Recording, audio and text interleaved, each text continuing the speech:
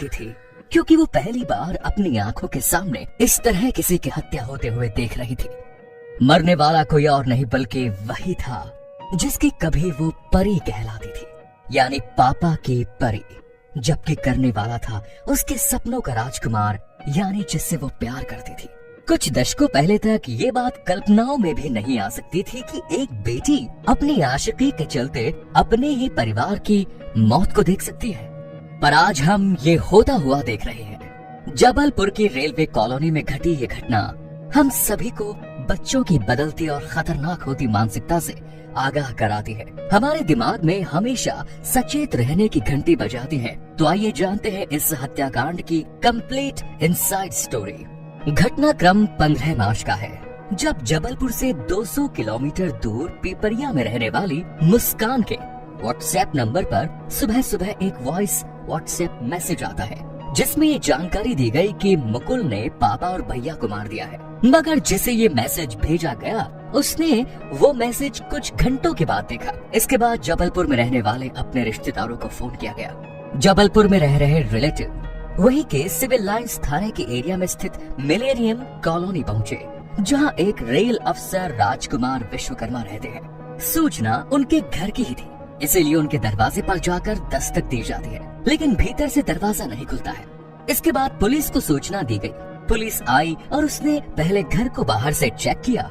घर चारों तरफ से बंद था, लेकिन घर के पिछले हिस्से में स्थित बालकनी का एक दरवाजा गैस कटर से काटा गया था। दोपहर के लगभग 3 बजे पुलिस दरवाजे को खुलवाकर घर के अंदर जाती है। घर के किचन में एक पॉलिथीन में डेड बॉडी मौजूद थी। आसपास काफी सारा खून भी था। जानकारी के मुताबिक परिवार में राजकुमार विश्वकर्मा, उनकी 16 साल की बेटी और उनका 9 साल का बेटा तनिष्क रहा करते थे। पिता की बॉडी मिल चुकी थी। उनके अलावा पुलिस घर के दोनों बच्चों की तलाश कर रही थी। तभी घर के डाइनिंग हॉल में रखे फ्रिज पर एक पुलिस वाले की नजर पड़ती है। उसके हैंडल पर खून के छींटों के निशान थे। जब फ्रिज को खोला गया तो उसमें 9 साल के तनिष्क की पन्नी में पैक की गई डेड बॉडी मिली, लेकिन घर की बेटी का अब तक कोई पता नहीं था। दोस्तों, अभी तक आपने अगर चैनल को सब्सक्राइब नहीं किया है तो सब्सक्रिप्शन का बटन दबाकर नोटिफिकेशन बेल को जरूर ऑन कर ले, ताकि हमारे आने वाले वीडियो आप बिना किसी रुकावट के देख सके। तो पुलिस मामले को इन्वेस्टिगेट करना शुरू कर देती है। सीसीटीवी कैमरे की फोटोज चेक की जाती है। उसी दिन लगभग 12 बजे की सीसीटीवी फुटेज में लाल रंग की स्कूटी पर कॉलोनी के गेट से बाहर निकलते हुए एक लड़के को नोटिस किया गया। उसके ठीक पीछे जो लड़की बाहर निकलती है उसकी पहचान मृतक की लड़की के तौर पर की जाती है। इसके बाद शहर के अन्य इलाकों के भी सीसीटीवी फुटेज चेक करती है, जिसमें मदन महल स्टेशन की पार्किंग एरिया में वही लाल रंग की स्कूटी देखी जाती है। इस स्कूटी पर वो लड़का और लड़की एक साथ नजर आते हैं। फिर दोनों मदन महल स्टेशन जाते हैं। वहाँ से स्टेशन उसी के दरवाजे से होते हुए बाहर निकल जाते हैं। इसके बाद उन्हें बस स्टॉप पर देखा जाता है, जहाँ से वो कटनी जाने वाली बस पर चढ़ते हैं। लेकिन पूछताछ में पता चला कि वो कटनी जाने के बजाय आधार ताल में ही उतर जाते हैं। वहाँ से वो एक और बस पकड़ते हैं और कटनी की टिकट कटवाते हैं। लेकिन फिर वो सिहोरा में उतर जाते हैं और सिहोरा से फिर वो तीसरी बस पकड़ते हैं और वहाँ से कटनी पहुँचते हैं। उसके बाद उन दोनों का कोई पता नहीं था।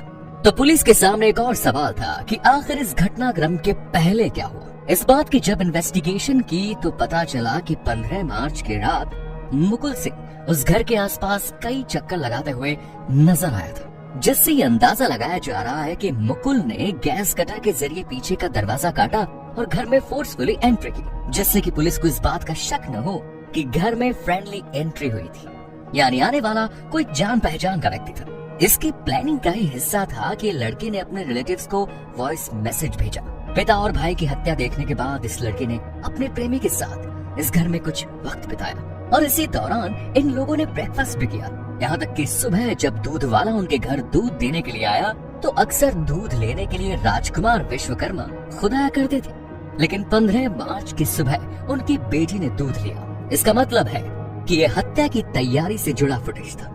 मुकुल सिंह के बारे में जब और जानकारी निकाली गई तो उसके अनुसार सितंबर 2023 में मुकुल सिंह पर पॉस्को एक्ट और बलात्कार का एक मामला भी दर्ज हुआ था। ये मामला राजकुमार विश्वकर्मा ने ही दर्ज कराया था, जिसमें उन्होंने मुकुल सिंह के द्वारा अपनी बेटे के साथ बलात्कार किए जाने का आरोप लगाया। पुलिस ने मुकुल सिंह को अरेस्ट किया लेकिन अदालत में जब लड़की ने गवाही दी तो उसकी गवाही के चलते मुकुल सिंह को जमानत मिल गई।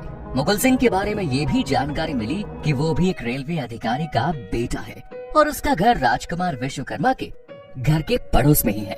उसने विशाखापट्टनम में रहकर पढ़ाई भी की है। उसे बॉडी बिल्डिंग का भी शौक था।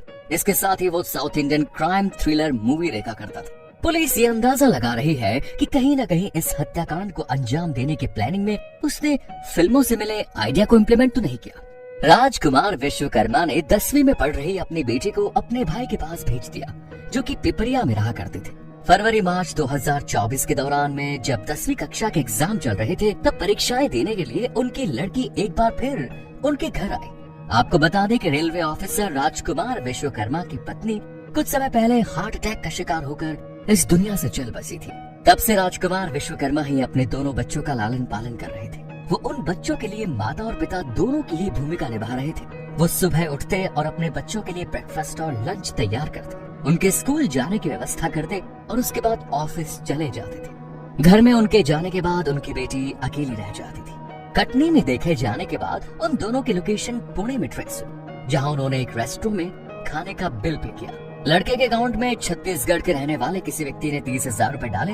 इसकी भी जांच पुलिस कर रही है। जिस तरीके से मामला सामने आया, पहले तो ये अंदाजा लगाया गया कि लड़की लापता है। हो सकता है उसे किडनैप करके ले गया हो, उसे किसी तरह की धमकी दे दी गई हो और उसे चुप रहने के लिए कहा गया हो। लेकिन जब सीसीटीवी फुटेज सामने आए तो उस फुटेज में लड़की की बॉडी लैंग्वेज पर गौर किया गया तो उसे कहीं भी नहीं लग रहा था कि लड़की किसी दबाव में है या फिर वो किसी तरह का कोई प्रतिरोध कर रही है, बल्कि ऐसा लग रहा था कि इस पूरे हत्याकांड में जिस तरीके से लड़के का व्यवहार नजर आ रहा है वो काफी शातिर है और लड़की भी अपनी मर्जी से उसे पूरा सहयोग दे रही है। इस तरह से देखने पर ये पूरा मामला प्रेम प्रसंग का नजर आया। लेकिन लड़की नाबालिग है। लेकिन अब भी इस मामले में बहुत से सवाल हैं जिनके जवाब मिलना बाकी है। अगर लड़का और लड़की एक दूसरे से प्रेम करते थे तो वो एक दूसरे के साथ सीधे सीधे भागे क्यों नहीं और अपना जीवन आसानी से वो गुजार सकते थे। लड़की जब बालिग होती तो कानून भी उन्हें पति पत्नी के रूप में स्वीकार कर सकता था। लेकिन लड़के के पास अपने पिता और भाई को अपने प्रेमी के हाथों मरवाने का क्या कारण हो सकता है?